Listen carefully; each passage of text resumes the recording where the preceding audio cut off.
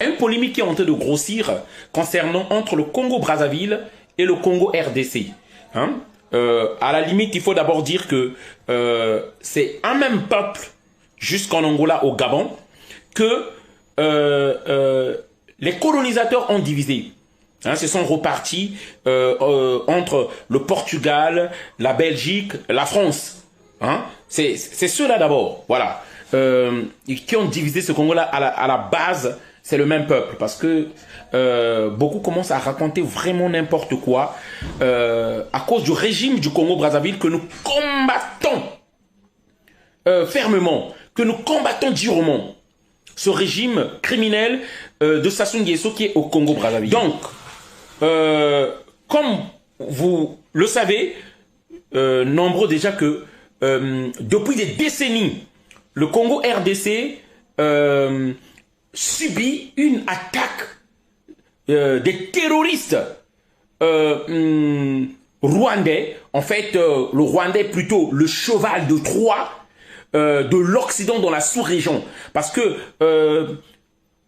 analysant la situation, on comprend même que c'est pas juste des soldats rwandais qui attaquent le Congo, mais c'est plutôt les mercenaires des compagnies privées, des multinationales de l'Occident qui parlent au Rwanda, qui entrent au Rwanda et qui attaquent les positions des Congolais de la RDC, qui les tuent, qui violent les populations, qui découpent les populations, terrorisent les peuples afin de s'aimer le chaos et que les populations puissent fuir et qu'ils puissent par la suite exploiter les minerais, les coltans, tous les minéraux que nous connaissons dans l'est du Congo. Ça, nous le savons. Donc, le Rwanda joue le rôle du cheval de Troie dans la sous-région.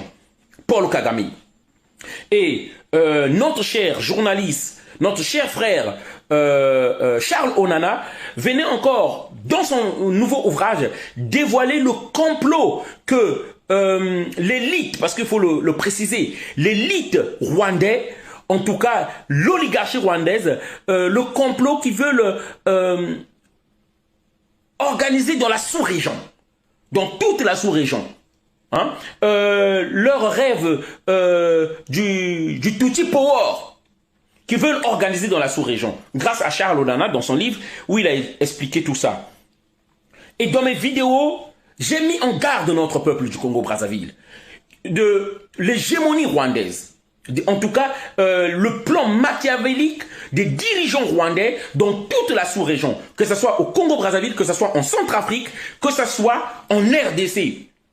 Et au Congo-Brazzaville, on venait de vendre des terres dans une logique de conservation du pouvoir du clan de Sassou Nguesso et de son fils Denis Christel Sassou Nguesso. Il vient de sceller des accords avec le Rwanda. Les Rwandais sont en train de déporter certains de leurs troupes au niveau du Congo-Brazzaville. Et nous soupçonnons que c'est pour prendre un peu la RDC en étau. Voilà. Il faut vraiment que les gens comprennent. Mais dans cette vidéo-là, depuis un certain temps, je dis bien que y a Sassou Nguesso, le dictateur du Congo-Brazzaville, est parti au Rwandais, est parti saluer son ami Paul Kagame. Et parce que le pouvoir de Sassou Nguesso, il ne compte pas juste pour la France, parce qu'ils sont même être menacés par la France.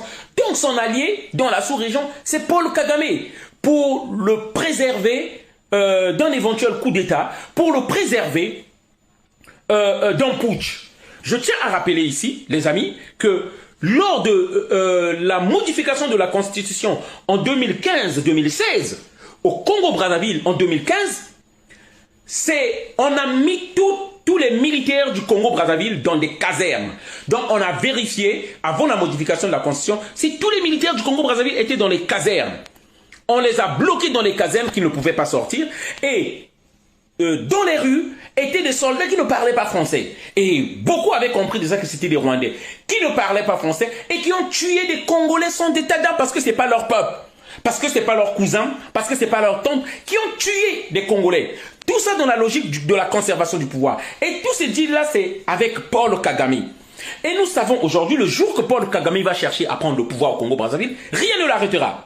Si Paul Kagame veut faire changer le régime du Congo-Brazzaville, rien ne pourra l'arrêter. Parce que les Congolais de Brazzaville sont dans la peur, parce que les Congolais de Brazzaville, au cas où vous l'oubliez, ont été tués massivement lors de la guerre de 1997-1998. Alors, ces compatriotes qui sont en train de dire que vous, les Congolais de Brazzaville, vous êtes maintenant les ennemis, les amis de nos ennemis sont nos ennemis. Parce que je suis en train de voir, beaucoup de gens sont en train de dire, vous ne connaissez pas l'histoire.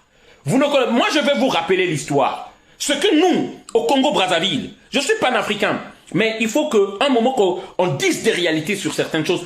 L'ignorance qui voudra vous aveugler. Je parle de ces quelques ignorants-là, qui sont en train de raconter n'importe quoi, qui ne connaissent pas, qui sont en train de raconter non, ou qui ont perdu la mémoire. Voilà, je vais vous rappeler quelque chose. Donc, ces ignorants sont en train de dire ici que les ennemis, les amis de nos ennemis sont nos ennemis. Les Congolais de Brazzaville ne savent pas la dangerosité du Rwanda. Nous le savons. Les Congolais de Brazzaville ont juste peur. Oui, ils ne sont pas aussi courageux comme en RDC. Et au cas où vous ne le savez pas, au Congo-Brazzaville, c'est moins de 5 millions d'habitants, comme vous voyez là. Sur 342 000 km² que nous sommes l'un des peuples, les populations qui peuplent moins leur pays.